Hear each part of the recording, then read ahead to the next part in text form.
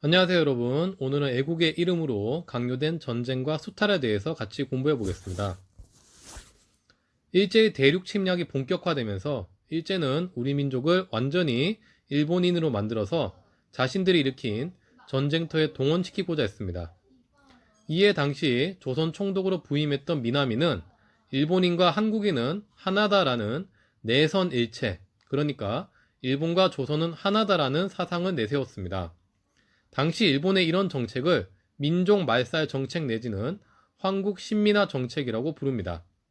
우선 일제는 황국 신민 서사를 제정해서 학교에서 이를 암송하도록 했습니다. 또한 전국 각지에 신사를 세워서 참배를 강요했고, 당시 학교 명칭도 소학교에서 황국 신민학교의 줄임말인 국민학교로 바꾸었습니다. 제3차 조선교육령으로 조선어 교육은 사실상 말살되었고, 우리의 성과 이름도 일본식으로 바꾸는 창씨 개명도 강요했습니다. 일제의 정책은 이뿐만이 아니었습니다.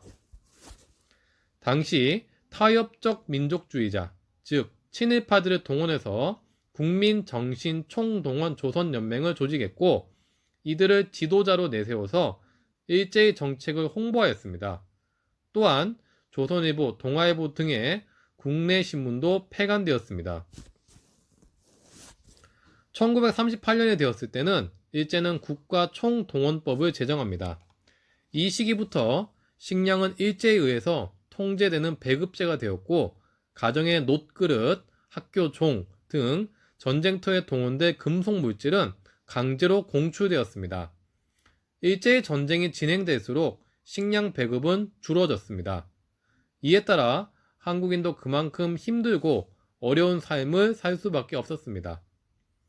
황국 신민화 정책으로 점차 한국인들의 민족 정신까지 말살했다고 생각했던 일제는 이후 한국인들을 본격적으로 전쟁터에 동원시켰습니다. 지원병제, 학도지원병제 등을 통해서 우선 전쟁터에 총알바지로 동원돼 한국인들을 모집했고, 1944년에는 기어코 징병제를 시행해서 수많은 한국인 청년들을 전쟁터에 끌고 갔습니다.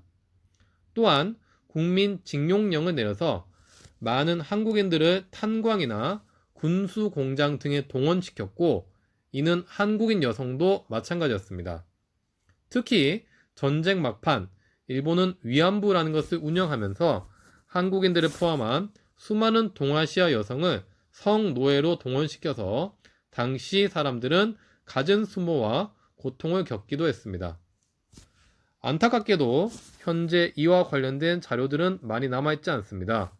전쟁 막판 패배를 직감했던 일제가 대부분의 자료를 소각했기 때문입니다. 하지만 이런 문제 해결을 위해서 필요한 것은 각종 증거 자료만큼이나 계속되는 사람들의 관심일 것입니다.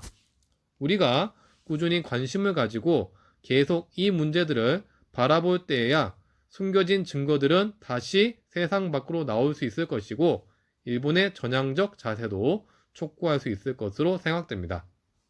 네, 이렇게 오늘은 일제의 대륙 침략과 그에 따라서 한국에 대한 민족 말살 정책에 대해서 같이 공부했습니다. 네, 오늘 공부했던 내용들 잘 정리하시기 바라겠고요. 다음 시간에 뵙도록 하겠습니다. 수고하셨습니다.